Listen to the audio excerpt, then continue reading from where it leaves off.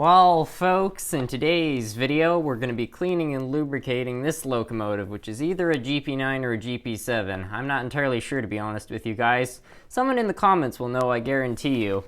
Anyway, what we're actually going to be doing is we're going to be taking the shell off of this locomotive and giving the body to this one.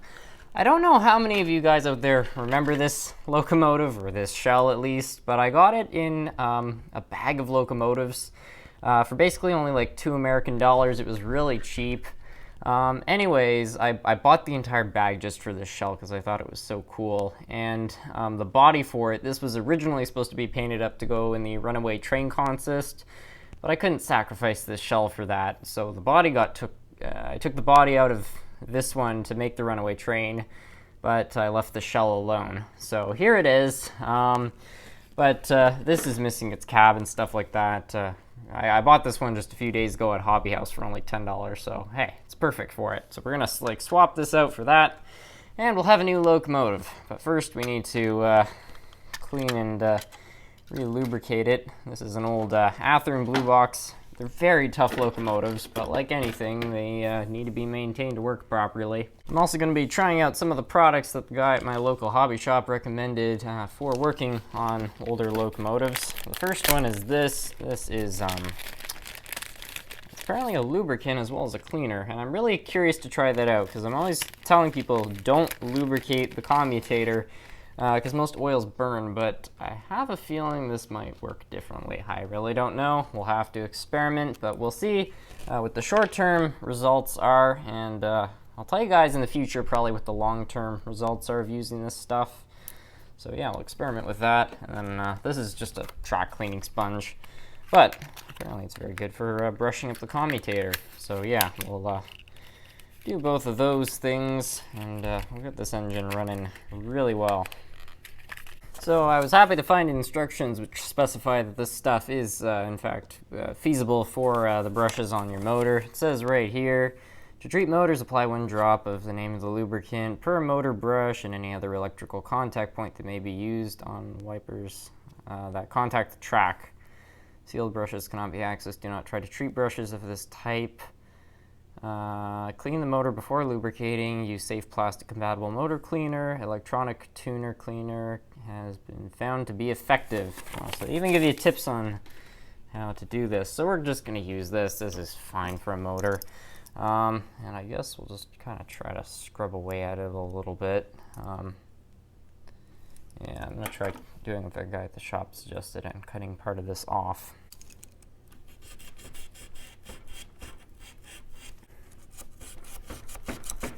So here's the locomotive's motor, and as you can see, this part right here, the commutator, is pretty dirty. We want those to be looking quite a kind of coppery color, so we're going to try just taking this at it. I might have to do this off camera, but I'll let you guys know what the results are. You can see that's, well, it's actually already starting to polish it up a little bit. So I'll go with that for a while.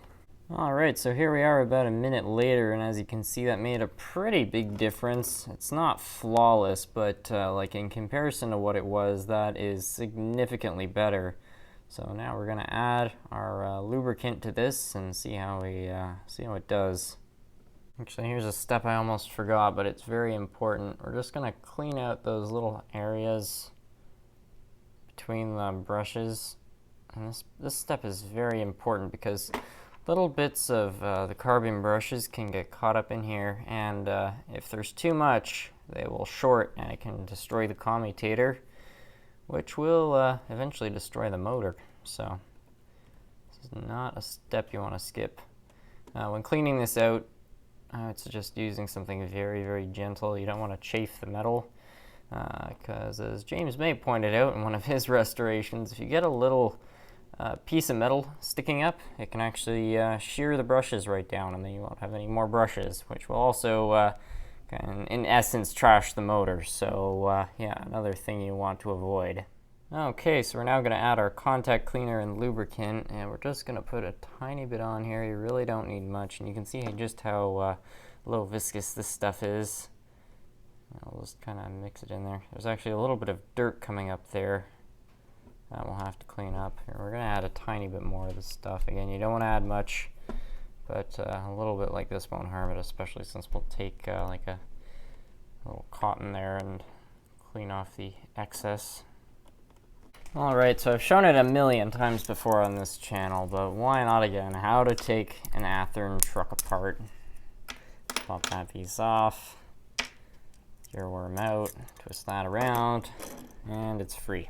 And then all you've got to do is pry up this top piece by just getting a screwdriver under it, and then you just do the same on the bottom. It's pretty easy. You have to do it on both sides though, otherwise you might snap the cover here. And just for kicks, why don't we lubricate all the gear pivots with this stuff. I know it's geared more to electrical type activities, but it will work fine. It says it's plastic safe, and the worm gear is really the only part that needs a thick lubricant. The gears themselves really don't need anything, and these ones are turning beautifully, so that's good.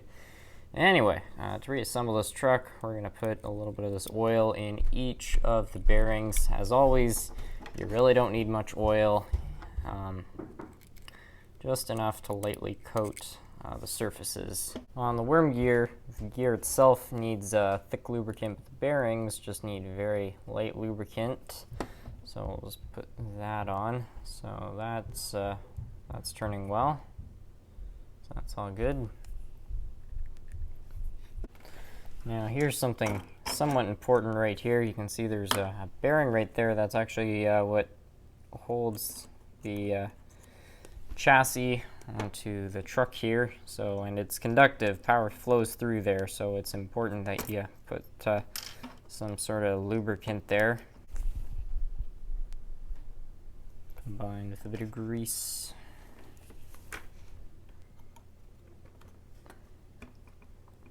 Turn it around a few times, sort of spread it out.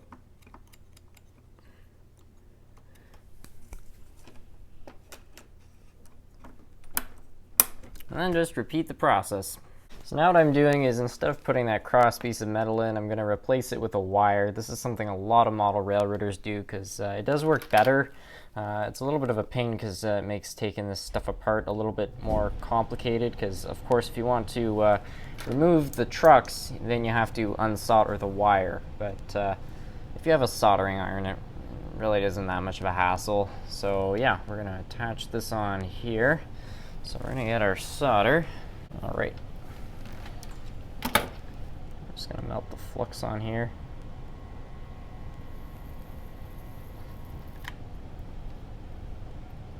I'm just going to try to kind of get some solder on to this part.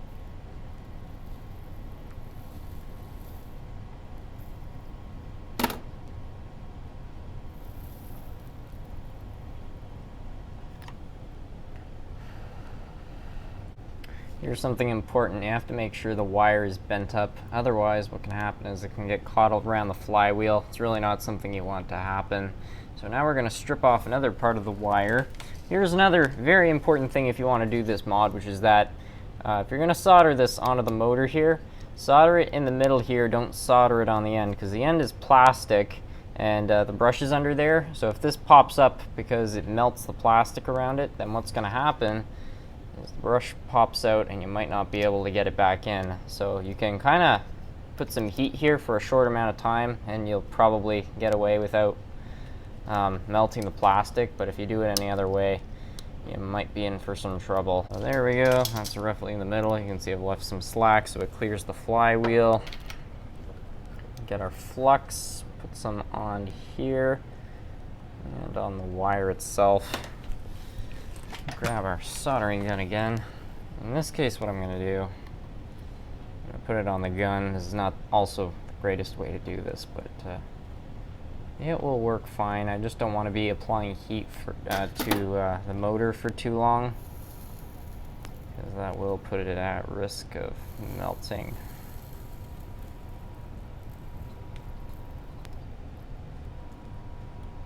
A really good connection here.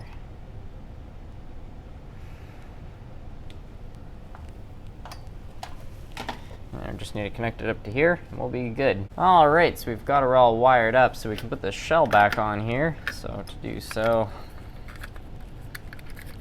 lift dials up one at a time. This shell, I remember it being a little bit temperamental, so hopefully we'll be able to get all the stuff in here. Trucks are still pivoting fine. Okay, I think we've done it. Let's go test her. One thing to keep in mind is that I haven't actually seen this thing run since around December of 2018 when I actually built the Runaway Train, so it's going to be sort of special to see it run again, provided it does run. Anyway, let's try giving her some power and see if she boots to life. Hey, look at that. Wow. Okay, that's pretty good. This thing's zipping around. Look at her go. This is an Athearn Blue Box. This is a Tyco Turbo Train.